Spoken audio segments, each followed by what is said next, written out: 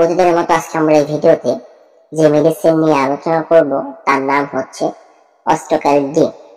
আজকে আমরা এই ভিডিওতে অস্টোক্যাল ডি ওষুধটি খাবার নিয়ম, পার্শ্ব প্রতিক্রিয়া, দাম সম্পর্কে বিস্তারিত আলোচনা করব। তাই ভিডিওটি না টেনে সম্পূর্ণ দেখার অনুরোধ করছি এবং এই ভিডিওটি দেখে যদি আপনি উপকৃত হন তাহলে অবশ্যই আমার চ্যানেলটি সাবস্ক্রাইব করবেন।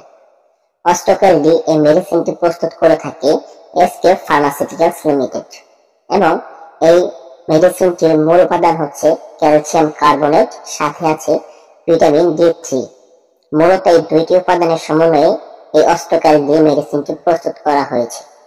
এই মেডিসিনটি সেবন করা হয়ে থাকে যে সমস্ত ব্যক্তিদের অস্থি ও অস্থিমজ্জার বিভিন্ন জটিলতা রয়েছে, এই জটিলতা দূর করার জন্য এই মেডিসিনটি সেবন করা হয়ে থাকে।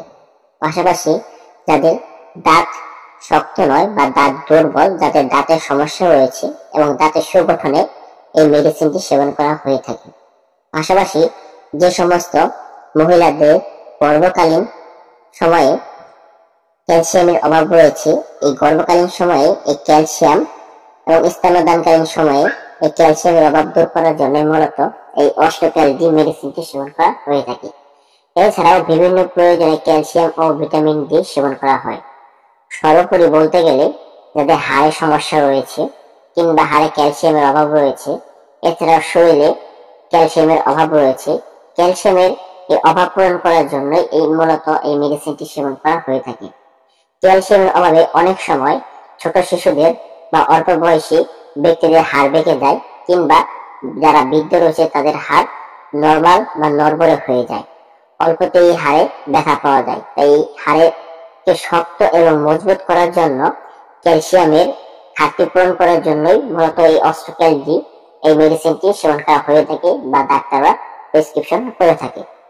এবার আসুন জেনে নেওয়া যাক এই অস্টোক্যাল ডি মেডিসিনটি সেবন করার ফলে যে সমস্ত পার্শ্ব প্রতিক্রিয়াগুলো হতে পারে তার মধ্যে হচ্ছে অ্যালার্জিক রিয়াকশন, অনিয়মিত হৃদস্পন্দন, এছাড়াও বমি বমি ভাব, ক্ষুধামন্দা, ঝিমুনি ও মুখ শুকিয়ে যাওয়া।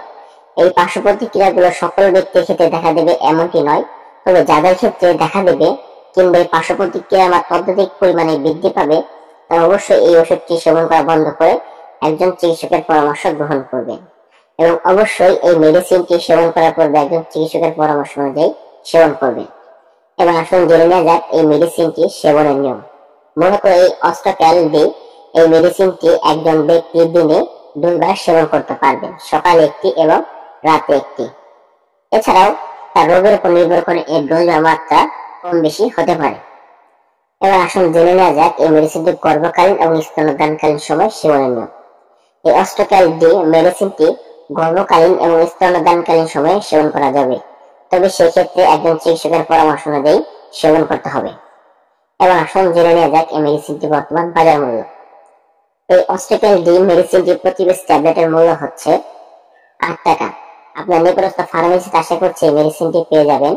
এই মেডিসিন সম্পর্কে আপনার কোনো প্রশ্ন বা জিজ্ঞাসা থাকলে এই ভিডিওর কমেন্ট বক্সে কমেন্ট করতে পারেন।